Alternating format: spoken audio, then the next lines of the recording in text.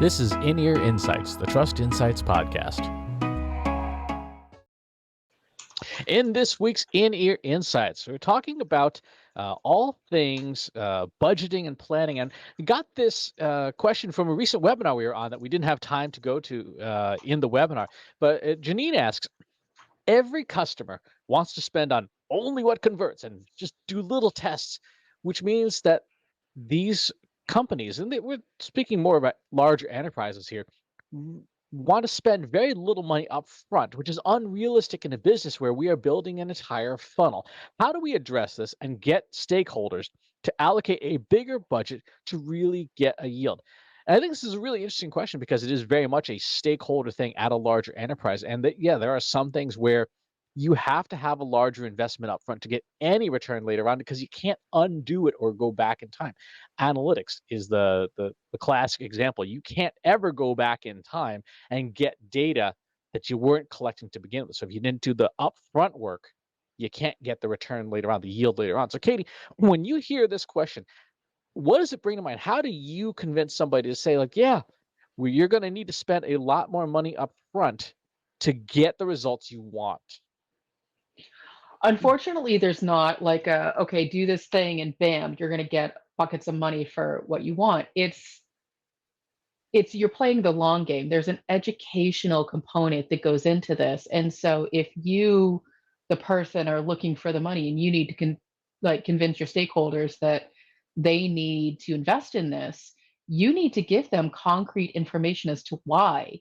So you really need to help them understand uh, the customer journey. You need them to understand sort of the full picture in terms of, okay, if we're at the awareness stage, this is what happens. If we're at the engagement stage, this is what happens. If we're at the conversion stage, this is what happens. And so, to your point, Chris, everybody wants to invest in the conversion, which makes sense. Everybody wants the win, they want the dollar, they want the customer, but not doing the other things, not doing the awareness, not doing the engagement means that you likely won't get to the conversion stage. And so your job as the marketer is to help educate the stakeholders, the decision makers, on what that means.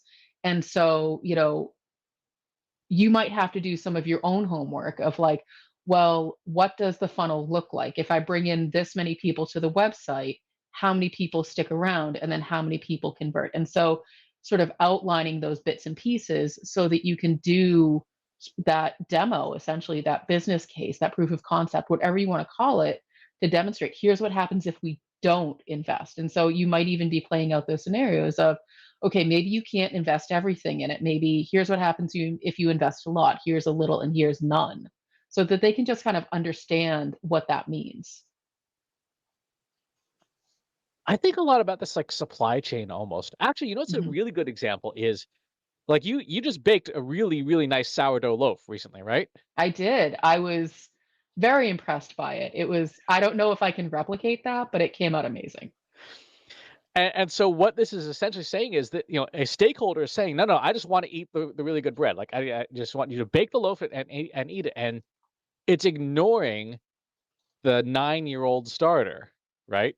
It's Hmm. ignoring the buying the flour. It's ignoring the process of kneading the dough and rising it and letting it rest and all these things.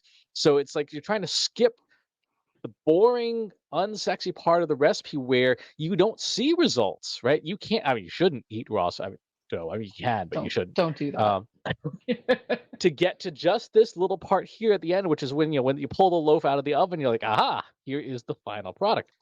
And that mindset of I'm going to skip all this other stuff, this lengthy, boring process that shows no results, just to get to the part is. I think that's the short-sightedness. So how do you help Hmm. somebody overcome that to help them realize, no, you cannot just make loaves of bread appear out of magic. You actually do have to do and invest time and money and effort and all this stuff so that you can eventually pull that loaf out of the oven. It's interesting. It makes me think, we as humans are always looking for shortcuts and the quick wins. And I've certainly looked for, the 2-hour sourdough or the 1 hour, bread recipe, and they exist, but the quality, at least in my experience, just isn't as good. And What they also don't tell you is the amount of time, maybe even years, that somebody put into experimenting to come up with that, quick solution. And so the recipe that I've been using, is a solid 24-hour recipe. Like, I have to plan ahead, make the dough the day before, let it rise, take it out, let it rise again. Like, you're right. There's a lot of steps that go into it. And so, but that's not the point. That's not the part that we show. We just show the end result. And wow, doesn't that look easy? um, and it's not the first loaf of bread I've ever made. And so this is, well over, at least for myself, a year of trying and failing and tweaking and coming up with different techniques and, temperatures and those kinds of things. And so it's the exact same thing, just sort of the exact same concept when you're talking about your marketing. And so if we're all just trying to go towards that, like, end result, that output, or if you're seeing somebody say, we have the fast solution, we can get you all of those customers just like that in a snap, like, there's some big omissions of information that are happening. And so even if you're going for that quick solution, you still have to do your due diligence and help your stakeholders understand, here's all the stuff we're not doing. So when this inevitably doesn't work, here's what we have to go back to doing. So really, I am sort of taking the hard and fast position of, it's an educational process, and you need to help them understand every piece of your customer journey and every piece of your funnel, even if you're not the person who has control over those pieces, so that you can help them understand how they all fit together. But how do you deal with that stakeholder who's like, no, no, no, just give me the results. Just give me the, I don't want to get bogged down in the details. I'm a big picture, I'm a vision guy. And you're like, "Oh, God's sakes." But Lots we of know meditative breaths. we know people like that who are like, Yes. they're the big picture strategists or whatever. And then they're like, you're like, well, no, you can't ignore this process. And or in the even more unpleasant situations when you have external stakeholders who, like, say, a board of directors or a CEO who says, this is the number, we got to hit the number. And they're like, Mhm. this is when you got to hit it by. Don't care how you do it, you just got to do it. And it's like saying, we're having a dinner party in 2 hours, and you better have a loaf of bread on the table. I don't care how you do it, but there's got to be a hot loaf of bread on the table in 2 hours. How do you deal with situations like that where, like, yeah, you know what, there are situations where even with a lot of budget, you can't buy your way out of the corner you've painted yourself into. So that's when shortcuts happen, and that's when quality suffers. And so in that scenario, someone gives me 2 hours to get a hot loaf of bread on the table. Guess what? I'm going to the store. I'm buying a loaf of bread off the shelf, and I'm sticking it in the oven for, like, 10 minutes to warm it up. Is it going to be as good? Probably not. But too bad. That's what you asked for. So this is what you get in the short amount of time. It is no longer homemade. It is no longer, a 24-hour loaf of sourdough bread. It's something I got off the shelf because you said you wanted it right now. And so that's what ends up happening. And so, again, sort of as the person being asked, even if your stakeholder isn't hearing you, if they're not listening, going through the process of documenting and explaining, here's what happens when we take shortcuts. Here's what happens when we don't follow um, the process. Or here's what happens when we ignore two major stages of our sales funnel. You've at least documented it. And I hate to say it, but it's almost for your own, coverage. It's almost for your own protection, because then when they come back and say, well, what happened? You can say, I gave you all of this information, and this is still the decision that you, the decision maker, made, even with all of this information. Well, I've never seen this before, and this is all new to me. Well, it's not, because here's the date that I sent it to you on. Here's the conversation we had. So a lot of it, honestly, is just documenting and detailing how you, as the person trying to convince somebody, has tried to convince them, for lack of a better term. So, like, you've done the research, you've shown them the research, you've played out the scenario, you said, here's what happens when you choose this scenario. Here's what happens when you choose this one. And just making sure there's that paper trail so that when they come back and say, this didn't work, or this was a terrible decision, why did we do it this way? You have that leg to stand on to say, because it's the decision you made, and here's why you made it. And then you participate in the great resignation. Well, yeah, I mean, I hate playing it out that way, but unfortunately, that is how it plays out, is you have to protect yourself to a certain extent. And a lot of that comes through your thorough analysis and documentation of, here's what happens if we do nothing, here's what happens if we do something, and here's what happens if we make the decision you want to make. Does that run though contrary to what Janine's trying to accomplish, where she's saying, how do we get people to give us a bigger budget? If you push back the truthful illustration, like, yeah, Mr. CMO, you made a bunch of crap decisions in a row, and this is the result you got. Mhm. You want to do better next year, and that person is not, say, self-aware enough to recognize that they are in fact the problem.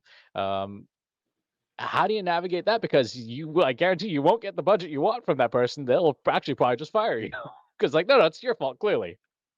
Yeah, there's definitely an art to it. And so I want to be very clear that I'm not talking about manipulating the data or manipulating the person, but there is definitely an art to working with somebody of that kind of personality. And so, think about it from, like, you already know what the decision is, you know what it needs to be. So, understanding what kinds of things that person reacts to the best. And so, is it data? Is it, you know, understanding the customer, like whatever the thing is. And so, like, well, if we do this, we're going to have really great Google My Business reviews, or we're going to have really great Yelp reviews. And so, making sure that you are highlighting the things that that person cares about the most, even if that's not the immediate thing that you're doing. Are there other side effects of you getting this money that will help them feel more comfortable with the decision they're making? Um, you know, is it a scientifically sound, methodology that is going to help them write an academic paper that will get peer reviewed and show off how smart they are? Those kinds of things. So really just understanding the person that needs to make the decision and making sure you're highlighting the things that they care about, but also understanding the things that keep them up at night.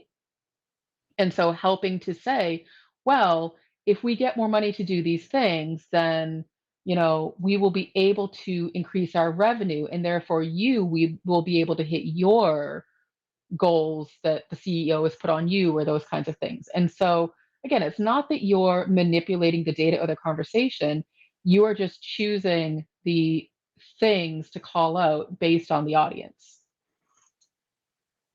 How much of a role do third parties play in that, do you think? We've talked again on, I think a couple weeks ago on one of the live streams about how, in a lot of cases, a consulting firm like, a McKinsey or an Accenture or somebody will actually be brought in to tell the exact same story that the internal stakeholder has been trying to tell. Like, yeah, you need to invest $2 million in this digital transformation effort or whatever. And it really is no, it's not new information in any way, shape, or form, except it's coming from an outside party saying you need to invest $2 million in a digital transformation. I know, by the way, Mhm. our consulting fee is $1 million. It unfortunately, that definitely plays a part in it. There's something about the authority of an outside consulting firm. And so, it, Chris, you and I have experienced this before. Like, sometimes you'll tell me something and I will just, ignore it, or I'll tell you something and you'll just ignore it. But then It's usually the someone, other way around. well, no, I mean, we both do it because it's just sort of like, when someone from the outside comes in then and says the exact same thing, you're like, oh my god, that is the greatest idea that I've ever heard. Why has nobody come up with this before? And then you and I, depending on the scenario, are just kind of sitting there like, I literally said that exact same thing 5 minutes ago. What you need to do is take your ego out of it and say, it doesn't matter where the information comes from as long as it gets through. Now, if it's going to cost you an extra $1 million to do the thing, that might be a bigger, consideration. But definitely, again, sort of thinking through, does the person I'm trying to convince have enough respect in my experience in this particular situation to hear what I'm saying. So it's not respect for you as a person as a whole, it's in this particular context with that experience. Or do you need to bring in someone who is seen as an expert in that arena to maybe deliver the exact same information for it to be heard? And that, again, it's sort of that psychological piece of the puzzle where you just need to understand better the person that you're talking to and how they positively respond. I wish people were more rational, or I could program them that way. Good luck. Thank you. Um, so from that perspective, then, when someone's trying to build for their entire funnel and trying to get an allocated larger budget, how do you illustrate that to the Mhm. stakeholder? Is it really like, do you actually borrow the bread analogy and say like, yeah, here's the 80% of the process up front that you're not going to get a result on that you want because you're focused on that last 5%, but you need this first 80% in order to make it happen. Is Are those analogies and frameworks effective, or do you find there are other frameworks that are even more effective to get somebody to go, oh, that's why we need to invest a million bucks in this thing? It depends. I'm sort of the mindset that there is no one perfect framework. It really depends on what you as the person putting it together is the most comfortable with. And so I think having an analogy to help sort of, okay, this is really what they're trying to say, especially if it's more of an abstract thing or a brand new concept, is helpful. But really having the data to demonstrate and back up the points that you're trying to make. And so let's say, you use the bread analogy. So then you want to make sure you can clearly tie it back to your own marketing and your own data and sort of say, well, the preparation and the proofing, or the making of the dough is the awareness and the proofing is the engagement and the baking is the output. So what does that look like for your marketing? And so if we decide to skip the dough making piece, nobody's going to come to our website. So therefore, there's nobody to engage with our stuff, and therefore, there's nobody to buy the thing. And so, making sure you're tying it back to the actual data and why it's important at every step, and really just not trying to fancy it up and not trying to overcomplicate it, but really just saying in plain terms. If we can't drive awareness, which is how people come to our website and learn about us, nobody's going to buy anything. So we can't skip that stage. I think that's really important. That chain of evidence, we call it like I've actually called it a marketing supply chain, where if the brand team is responsible for, say, like the ingredients, like flour and and water and stuff, Hmm. and then the engagement team is the equivalent of kneading and proofing and stuff like that, and then the sales team is responsible for the baking and the delivery. From that perspective, in your supply chain, then yeah, if you skip or you underinvest, like here's a nice pile of well baked flour. it's it's still a powder. It Hmm. looks nothing like a loaf of bread because you didn't invest in that middle stage. Like you just either skipped over it entirely or you didn't budget appropriately. And I think that visual tells a story to somebody that maybe is easier for them to grok than understanding MQLs and SQLs and brand and all this stuff. Because a lot of the time in our work, even you have a lot of these different metrics and they're not always necessarily intuitive to go, okay, well, Hmm. how does this relate to this? And you can do fancy cool stuff like XG boost and gradient boosting and regression algorithms, but I know about half the time I'll say those words and you're like, and Well, and I think that's exactly it. I think that we try to, it's not that we're trying to sound smarter than we are, but I think there's this idea that if we, you know, make it overcomplicated, then people just have to sign up for it because, they're like, well, I don't fully understand it, but I know it's important, therefore I need the thing. I don't subscribe to that at all. I never have. And so, Chris, if you're coming to me and saying we need to gradient boost and do this and do that, I'm like, I don't know what that is. And until I do, you're not getting any money. We actually had this happen last week where you were talking about, emails going out and the Apache and this and that. And I think I responded like, you want a what now? And you were like, it's like traffic. If I just change the cadence of the stoplights, then traffic will keep moving. And I was like, oh, okay, now I understand what you're saying. Yeah, go ahead and spend time doing that thing. And I think we need to not it's not that you're trying to dumb it down, but you're trying to make sure that you're getting sort of the lowest common denominator and then working your way back up from there. And so, I totally agree. I don't think you should be including terms like MQL and SQL and this, that, the other. Just be like, look, we need to get people coming to our website because they need to know who the heck we are. And once they're on our website, we need them to stay there and interact with our stuff because then they learn about us. And once they learn about us, they're like, oh my God, these guys are so cool. These guys are so smart. I want to hire them. And then just like really outlining it. Obviously, it would be a little more professional than that. I'm sort of doing it quickly for the sake of the podcast, but like, don't overcomplicate it. Just explain exactly what it is and what the problem is. I think you have a long blog post to write on the sourdough bread marketing operations framework, honestly, because there's a lot of validity to that. And you people are chasing after that result, and there's some stuff you just can't shortcut. It's like if you're having a party, right? And you don't have enough ice. You cannot, under normal circumstances, make ice faster. Like, you have to still put the trays in the freezer, and your Mhm. only choice, when 30 minutes before the party, is to go to the store and buy 20 pounds of bagged ice for $12, which you could have made at home for nearly free if you had planned ahead and allocate the appropriate amount of time, but you didn't, so you got to go buy it somewhere else. Well, and this goes back to that scenario planning. Um, and so you can absolutely do something in an hour. You can have bread in an hour. You can have bread in 5 minutes. You can have ice in 5 minutes. You have to be okay. You have to reset your expectations and you have to be okay with the associated costs that comes with. And then you have to be okay with the quality of it as well. And so if I want bread in 5 minutes, then I might be having it delivered because I don't have time to stop what I'm doing, you know, get to my car, go to the store, but I can have someone from, I don't know, Uber Eats deliver me a loaf of bread because I'm at my computer and I have an account already set up. So I can have that, sent to me. You'll just pay $32 for it. I was going to say, but it's going to cost me a lot of money. And the quality might not be good. And it might not be the exact thing that I wanted because then it's whatever they had in stock right that day. Or for the cost of, 2.5 cups of flour that I already have in my pantry, I can make a loaf of bread myself for less than $5. And it's going to be way better. And I have control over the ingredients. There's no extra chemicals, there's no, whatever in it and it's going to taste really good.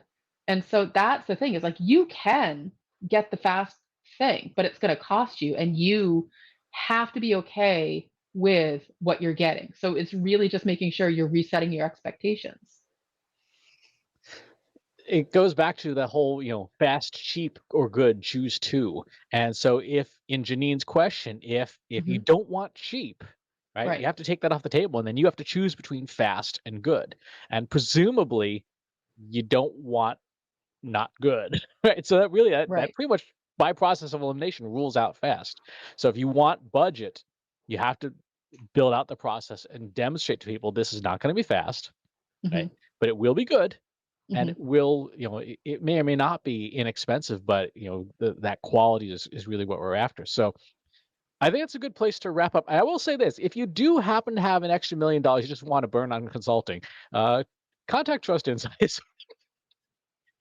I'll throw in some sourdough bread for you. Exactly, a free loaf of sourdough bread with every $1 million consulting contract. Well, and Chris, Uh, as we're wrapping up, what I'll say to that is, the first time out, as you're going through this kind of process, that's when it's going to take the longest because you're learning, you're pulling the data.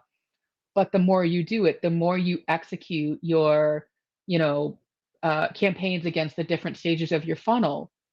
Theoretically, it scales more because it becomes more repetitive. So your sales cycle should start to shorten as you get better at engaging people, as you get better at, you know, bringing awareness to your company. That longer sales cycle should start to, get smaller and mhm. smaller and smaller as you refine. And so that's the other piece that you need to be demonstrating is, look, this is where we're starting and this is our goal. Here's how we plan to get there so that this doesn't always take 2 years in our sales cycle, that we get it down to, 1 year or 6 months or whatever the goal is. Right, exactly. Once you got the process optimized, then it's only the necessary amount of time. It's like if I use my bread machine, now that I know what all the measurements are, it takes 2.5 minutes to get the ingredients together, and then the 4 hours for the machine to do its work. And that's unchangeable from my perspective. I mean, I could monkey around with it, but I won't.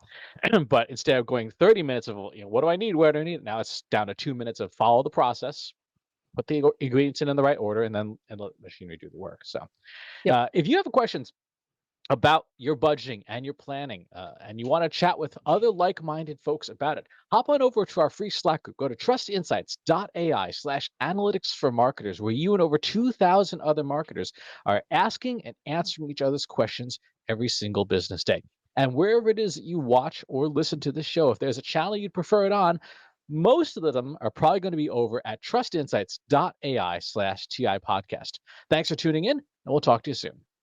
Need help making your marketing platforms, processes, and people work smarter? Visit trustinsights.ai today and learn how we can help you deliver more impact.